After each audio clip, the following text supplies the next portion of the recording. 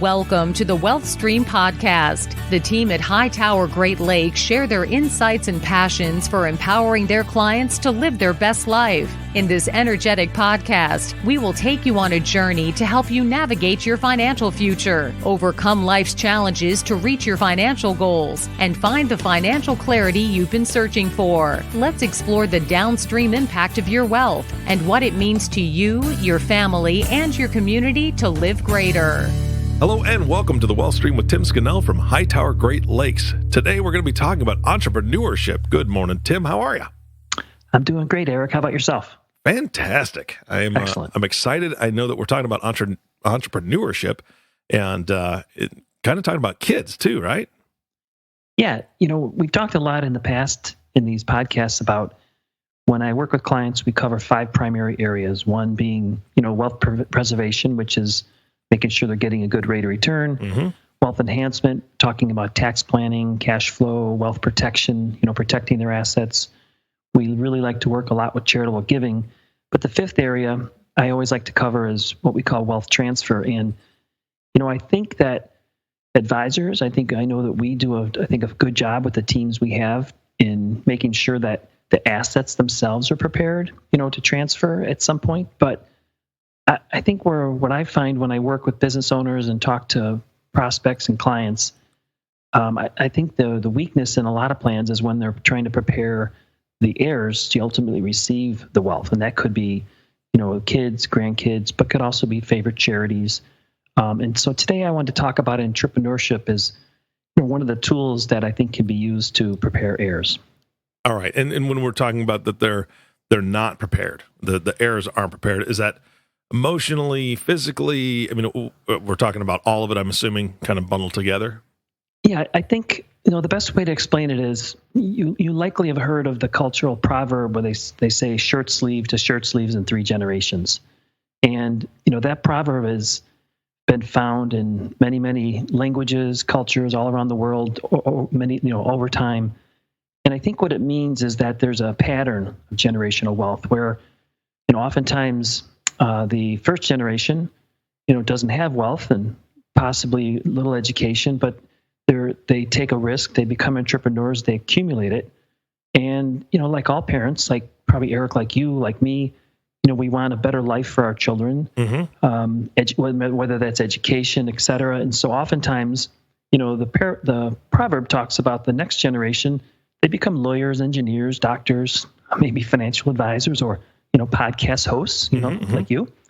Then what happens is that typically or historically, that second generation, the wealth just kind of stagnates. But the third generation is where oftentimes you have problems where they get the spoils of the wealth. They don't really understand where it came from, the sacrifices that it took to grow. And so in that proverb, they talk about really that 4th generation ends up back in a shirt sleeve again, versus that attorney or that podcast host. So that's really what we're trying to do is create processes and different things clients can do, families can do to avoid that and protect wealth for generations. All right, sounds good. Where do we start today with this? So the way we start is, again, just addressing that problem, that I just talked about with the proverb.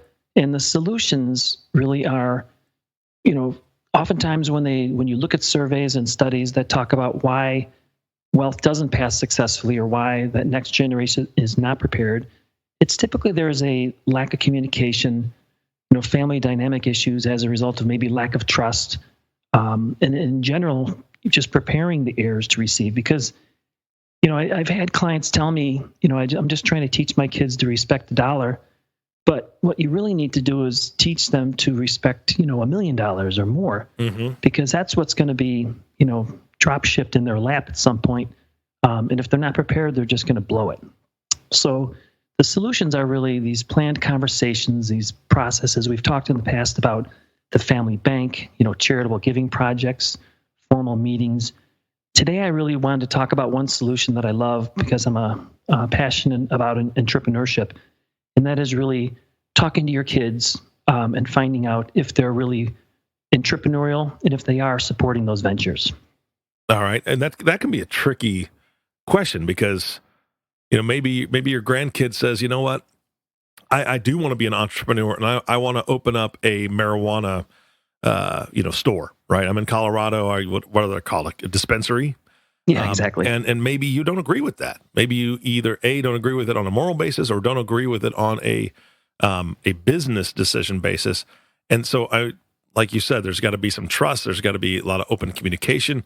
Those can be some pretty big hurdles. Is that something that you kind of help your clients tackle as far as how to have these conversations? Yeah, and I think so.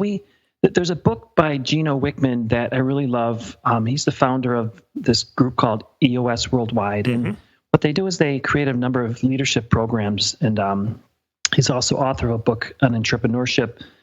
And he came up with what he calls 6 traits that he likes to see. And we have a questionnaire that we kind of go through with clients to kind of cover those traits, because I think it's important that you have the conversation. It's like putting, I've seen clients put kids in a round peg in a square hole where they shouldn't be entrepreneurs because they really, it's just not something for them. For example, I have one contractor that I work with that the client passed away suddenly, and he was very entrepreneurial. Not one of the kids had any interest, desire. They were in the business, but none of them really felt like they could take the risk, and they didn't. And as a result, the business wasn't transitioned to them directly. It was transitioned to people inside the business. Mm-hmm. I have another one, a general contractor, where his issue is, all of his kids are in the business and want to be in the business and are very entrepreneurial. So it's a whole set of issues, right? Because now how do we divide it? How do we find roles and things like that? But this questionnaire really can help, because not everyone should be or wants to be an entrepreneur, but the ones who do, I think you can really direct a lot of resources towards, support them, and I think it'll help prepare them for wealth. Yeah, fantastic. Again, I wouldn't want to be in either one of those people's shoes, right? I mean, that's tough. Having your kids all want to take over, which is a great thing for the energy. However, trying to run it with a bunch of siblings, that could be tough in and of itself. So I know that we've talked on previous podcasts that you actually kind of help with that as well, when you are helping the siblings decide what the strengths are and who's going to do what roles, and you kind of walk through that. Being that third party, I think, is a huge advantage for you, because it does take some of the pressure off of mom and dad or grandma and grandpa when it comes to having to have those tough conversations. And so I know that through this worksheet and through what we're going to talk about today, we'll get a better picture of that. But I want the audience to keep that in mind, that these aren't easy conversations, and to have somebody on your side that can be kind of that neutral party almost, or, quote unquote, play the bad guy, which we don't want to say because you actually end up being the good guy. But having those conversations, they're not easy. Exactly. And one of the things that you can do, and one of the things we work with business owners on, is walking through this initial checklist about entrepreneurship, because hopefully you can identify which of your kids are entrepreneurial, which ones are not, and maybe avoid some of the the tough conversations you would have in the future. So we could jump right into the 6 if you're all ready. Ready. Let's do it. Okay. So according to his book, and I believe this is a really big one, is trait number 1 is you're a visionary. And I think what that means is you have the ability to connect the dots to see the big picture. It doesn't mean you have to be, Steve Jobs and invent Apple or Thomas Edison, but you have to see the big picture. And, one of the greatest examples I have, it's one of my favorite family and client, is this company called Task Force Tips. And, back in 1955, I believe, there was a Clyde McMillan, my client's father. He was injured in a fire. He was a volunteer fireman, injured in a fire. I believe it was Gary, Indiana. And it was due to a faulty nozzle, a hose nozzle, fire hose nozzle. And years later, and I've seen the napkin, he literally sketched the very first automatic nozzle design on a napkin in his kitchen, in the family house. And as today, Eric, you could go around the country, and any city you're in, if you went into a firehouse, you would likely see a Task Force Tips nozzle on the fire hose. So that was just a great example of someone who had a vision, and he is so passionate about firemen, and in particular volunteer firemen, and protecting them, and it resulted in an enormous entrepreneurial venture. Yeah, and so he's a problem solver as well. I mean, they're huge. Exactly. Yeah. He saw a problem and he saw the solution, and he was able to execute. That's great. The second trait that Wickman talks about in his book is passion. And as you can imagine, I mean, when you're an entrepreneurial like you are, Eric, there are times when you think, oh boy, the tough times, you really need to be passionate about what you're doing in order to keep going. Mm-hmm. Mm-hmm. And the example I like to use when I talk to my clients about it is selfishly is my son, Brendan. So my son, Brendan, he, I think in 4th or 5th grade, concluded he was not going to be in the NBA. And he started following a different passion, which was improv. And, to this day, all the way through high school, through college, he did a lot of improv. And he's always had this passion to be out in Hollywood and be an actor. And when he got there 5 years ago, he was told, well, you can't really make money in improv, but if you can be good at stand-up, you can. So he said to himself, all right, in 4 years, I'm going to be good at this. And he literally did open mic nights and, things like that and for 4 years. And he just recently was, invited and was at a Montreal Comedy Fest. My point is, that's great. He is so passionate about what he wants. I always joke that he could have been an accountant like me, but he chose his own path because that's what he wanted to be. And as you can imagine, in that industry, there's always rough times. But I believe his passion has really pushed him through and gotten him there.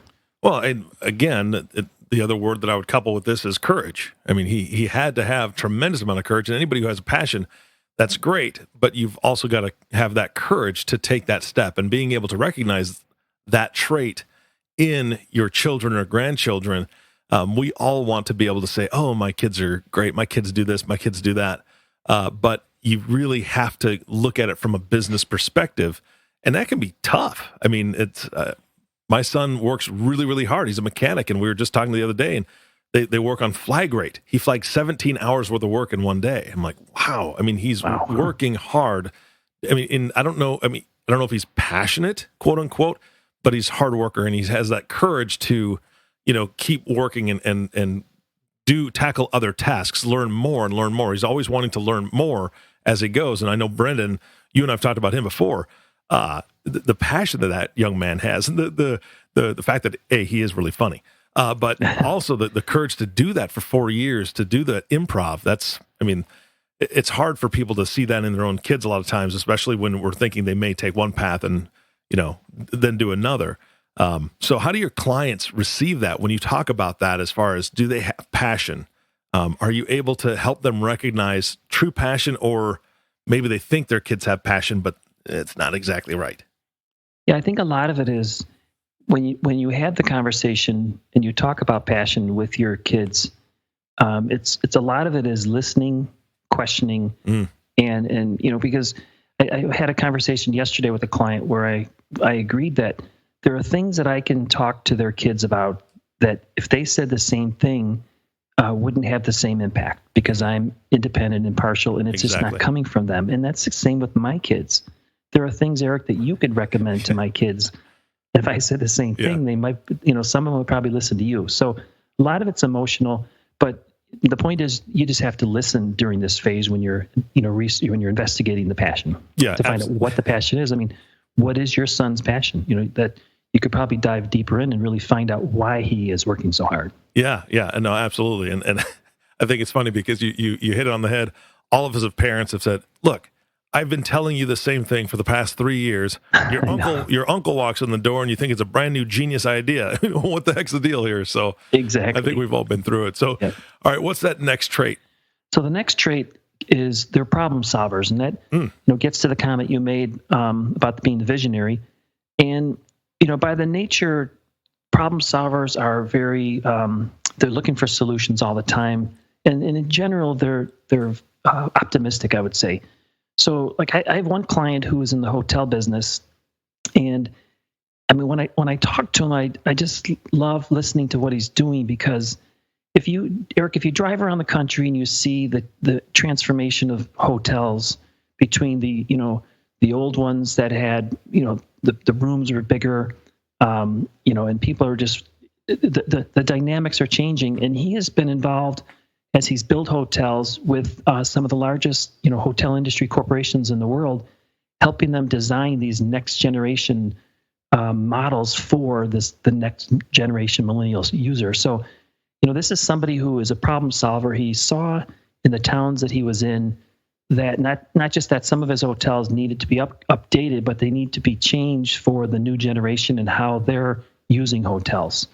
So he's out there solving problems, and as a result, it's just fun talking to him. Yeah, that's somebody that would be fun to talk to, just because of the fact that we know so many things are impacting the hotel industry, like Airbnb and all these other things. They've got to reinvent themselves. So again, that's exactly a problem solver. What a problem solver does is when something else comes in on your industry and can kind of threaten it, you've got to figure that out. So that's great. He would be someone that I'd love to talk to.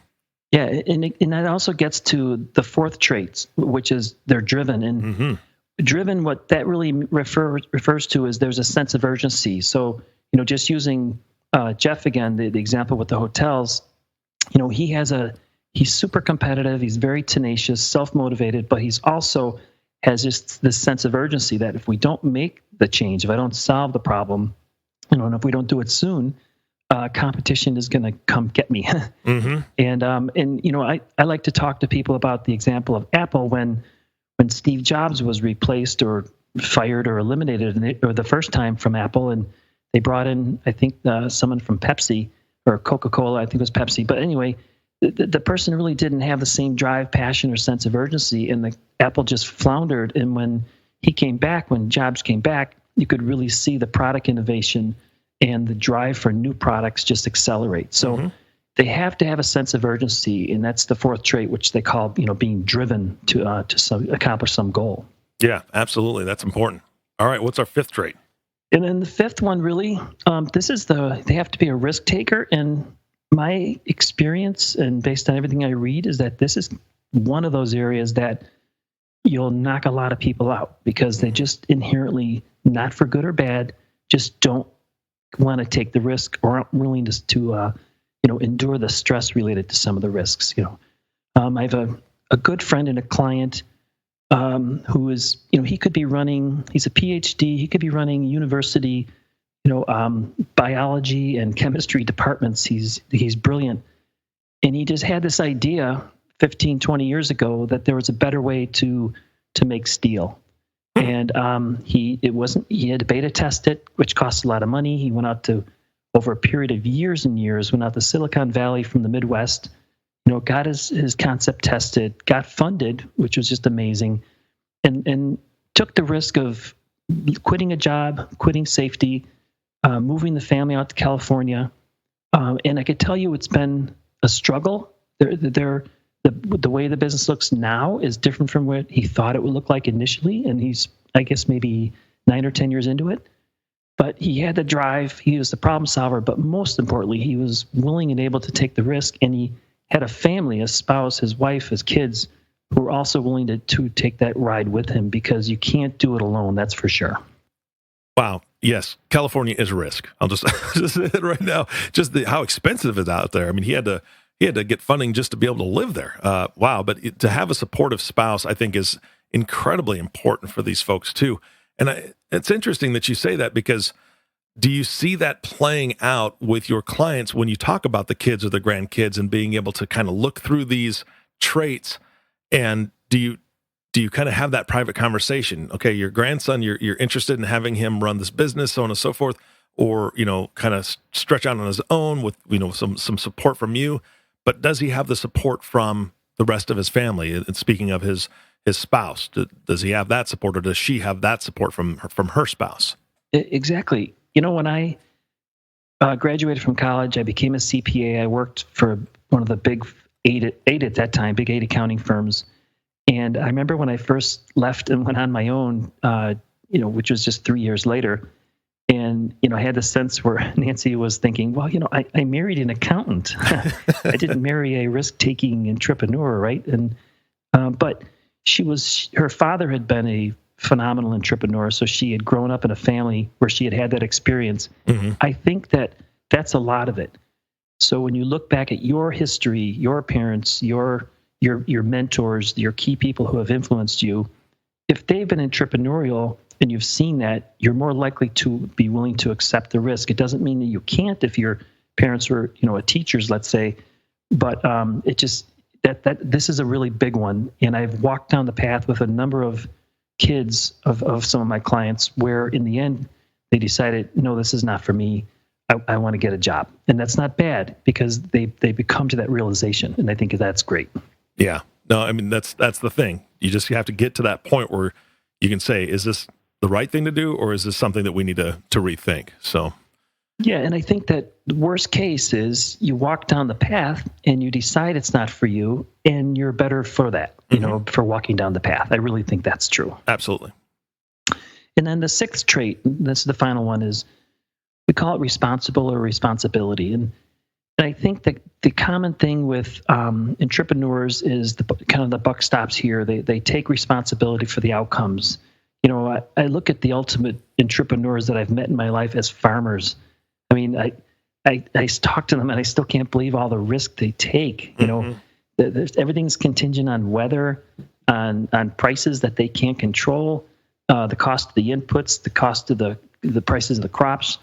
Yet they don't blame it on the weather. You don't hear them complaining about, too much rain, they certainly are aware of it and they talk about it, but it's the risk they take and the responsibility is on them for the outcomes that they give. And I have one of my favorite best friends, I would think, in my client. He's a general contractor, and that's what he's like. Everything is, things go haywire every day in his business on projects that, they're managing and trying to complete on time and on budget. And there's no excuses.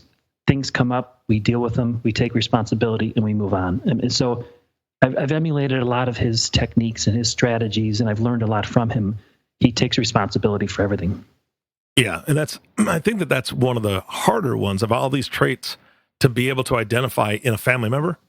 You want to think the best of family a lot of times, and you want to say they're responsible, or you kind of push that where maybe they just don't have a tremendous amount of maturity yet, but they're going to get there, right? We want to say that, although they'll be fine, right? In a couple of years, they're going to be exactly where we need them to be, but are you rushing something before they're actually proving that they're going to be responsible and be able to take that responsibility?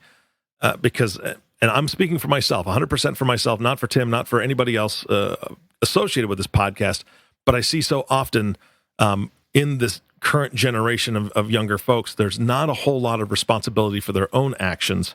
I'm not talking about millennials. I'm not labeling anybody, but there's just a lot of excuses that have been used, and that's just what I've seen as a trend.